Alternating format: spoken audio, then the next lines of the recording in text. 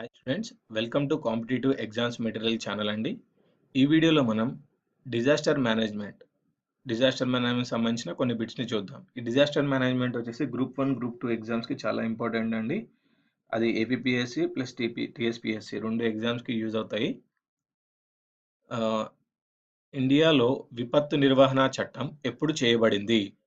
ఇండియాలో విపత్తు నిర్వహణ చట్టం ఎప్పుడు చేయబడింది? 23rd December 2015. 23rd December 2015లో ఇండియాలో విపత్తు నిర్వహణ చట్టం చేయబడిందండి. నెక్స్ట్, ఏ రోజున బలమైన జల భూగర్భ భూకంపం పశ్చిమ ఇండోనేషియాలో సంభవించి హిందూ మహాసముద్రపు పక్కన ఉన్న దేశాలకు సునామీ హెచ్చరికగా మారింది? ఏ రోజున బలమైన జల భూగర్భ భూకంపం పశ్చిమ ఇండోనేషియాలో సంభవించి హిందూ మహాసముద్రపు పక్కన ఉన్న దేశాలకు సునామీ హెచ్చరికగా మారింది? 11/4/2012, ఏప్రిల్ 11th 2012 అండి. ఇండియా కోస్తా తీరంలో ఎంత భాగం తుఫానులు, సుడిగాలులు మరియు సునామీలకు గురవుతుంది? ఇండియా కోస్తా తీరంలో ఎంత భాగం తుఫానులు, సుడిగాలులు మరియు సునామీలకు గురవుతుంది? 5700 కిలోమీటర్స్ అండి. 5700 కిలోమీటర్స్. ప్రపంచంలో సంభవించే విపత్తుల్లో ఎంత శాతం భూకంపాలు, సునామీలు సంభవిస్తాయి? ప్రపంచంలో సంభవించే విపత్తుల్లో ఎంత శాతం భూకంపాలు, సునామీలు సంభవిస్తాయి? 8%. భోపాల్ వాయు విస్ఫోటనంలో బయటికి వెలువడిన వాయువు ఏది?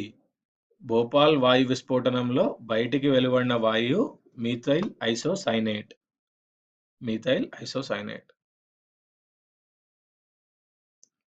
1917లో జూన్ 26న సమోవాలో సంభవించిన అతిపెద్ద భూకంపం రిక్టర్ స్కేలుపై ఎంతగా నమోదైంది?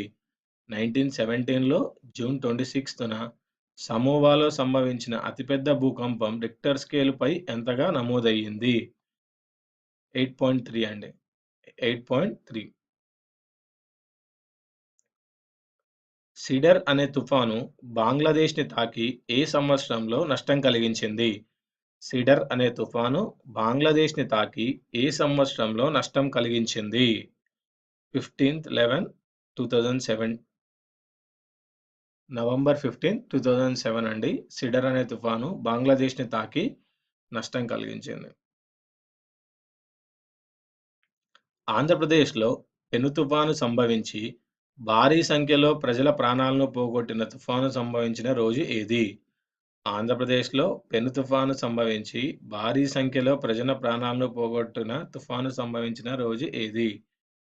15/11/1977, నవంబర్ 15, 1977 అండి.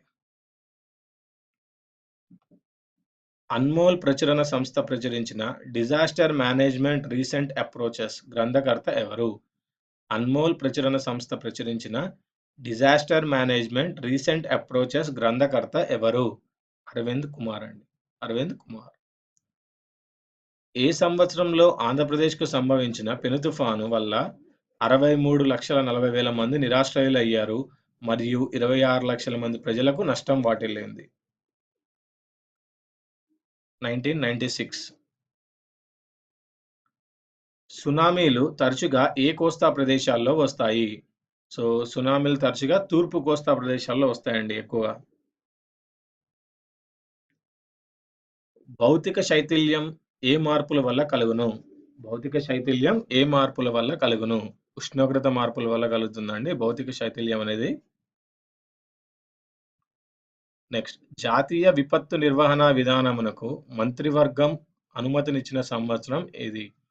జాతీయ విపత్తు నిర్వహణ విధానమునకు మంత్రివర్గం అనుమతినిచ్చిన సంవత్సరం ఏది? 2009. సునామీలు ఎక్కువగా సంభవించే సముద్రం ఏది? సునామీలు ఎక్కువగా సంభవించే సముద్రం పసిఫిక్ సముద్రం అండి. పసిఫిక్ మహాసముద్రం. ప్రపంచ విపత్తు నిర్వహణ సమావేశం 2005లో ఎక్కడ జరిగింది? ప్రపంచ విపత్తు నిర్వహణ సమావేశం 2005లో ఎక్కడ జరిగింది? జపాన్ అండి. రివైజ్ చేసిన సిసామిక్ జోన్ల ప్రకారం ఆంధ్రప్రదేశ్లో భూకంపాలకు లోనయ్యే ప్రాంతంగా గుర్తింపబడింది ఏది? రివైజ్ చేసిన సిసామిక్ జోన్ల ప్రకారం ఆంధ్రప్రదేశ్లో భూకంపాలకు లోనయ్యే ప్రాంతంగా గుర్తించబడింది ఒంగోలు అండి. ఒంగోలు.